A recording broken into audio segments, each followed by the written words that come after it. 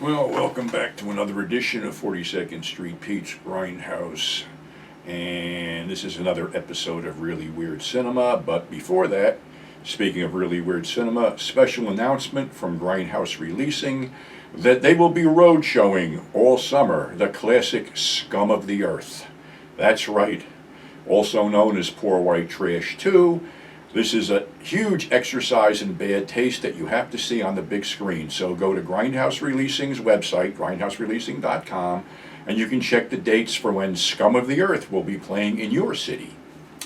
I didn't do a third show last week because I was simply under the weather and got a bunch of bullshit going on. Pretty much here, there was a deal with the town for seniors and people, my age, seniors and handicapped people, whatever, that the town would mow their lawn. Well, this was supposed to start in May. We are now into the last day of June, and the lawn is not being mowed.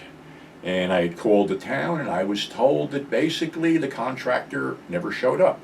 And the reason the contractor never showed up was because they don't have any fucking help. Because they're deporting everybody who would do this kind of work. So that sort of leaves me in a fucking bad situation because I'm not supposed to do it because physically. And now I'm going to have to fucking do it or hire somebody, which I can't afford. So that's what's going on here. But let me take you back to something interesting here that came out in 1979. Not that these were new films in any way, shape, or form, but you can see the poster here. I'll stand up and show it to you here. Carnivorous and Raw Meat. And I will sell this poster, actually. And this poster, the people who did this combination was, if you can see this here, United Producers, down in that thing there. Pretty much, they bombed the grindhouses with this double feature. Carnivorous, as you might know, is actually Ruggiero Deodato's Last Cannibal World, a.k.a. Jungle Holocaust, a.k.a. Cannibal, a.k.a. The Last Survivor, a.k.a. Carnivorous. And I think I've spoken on this before. It starred Mimi Lai and Ivan Rasinoff, who became fixtures in these cannibal films.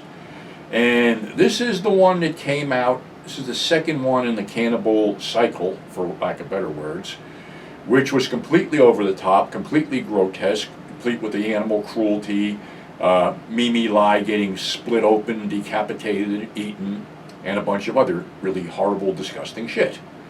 So pretty much everybody knows about this film, but it was paired with Raw Meat, which was a British film called Deathline, starring Donald Pleasance and, you'll miss him if you blink, Christopher Lee.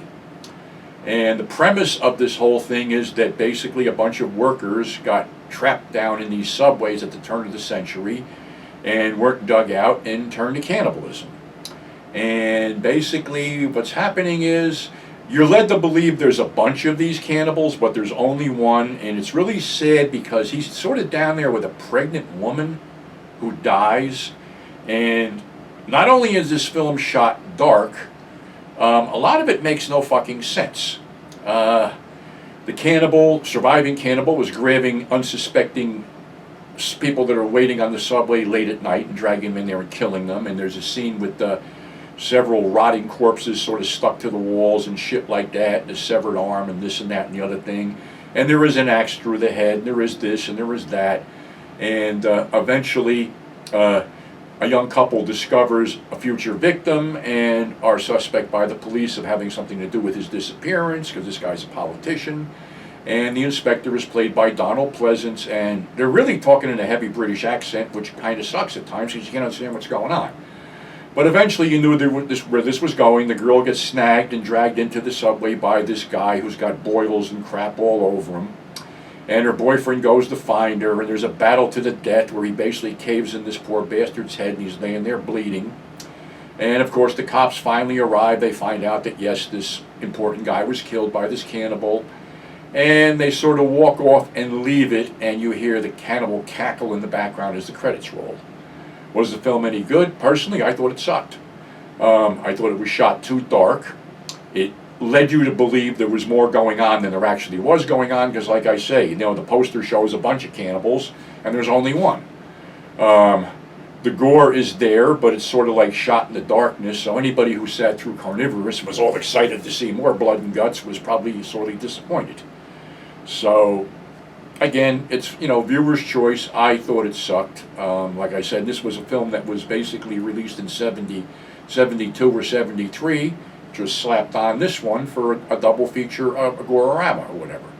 So that's the way they used to put it. And that United Producers thing, they probably had a bunch of films that they were, you know, putting out under the sneak, because these things weren't rated, and of course Carnivorous could have never gotten an R rating anyhow.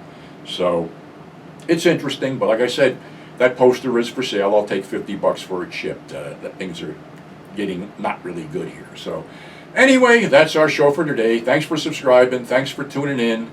Unfortunately, I'm trying to think, Bill Elmore, who was the stunt guy for Texas Chainsaw 2 and a lot of other films, sadly just passed away the other day too, so may he rest in peace. It's like a sad time, so many of our, you know, heroes and, you know, people that we looked up to are leaving and have left already, which is sad. So, all right, not to be a doggy downer, but stay safe, and we'll catch you on the flip side. We'll have a couple more episodes before the 4th of July rolls around. So we'll catch you on the flip side.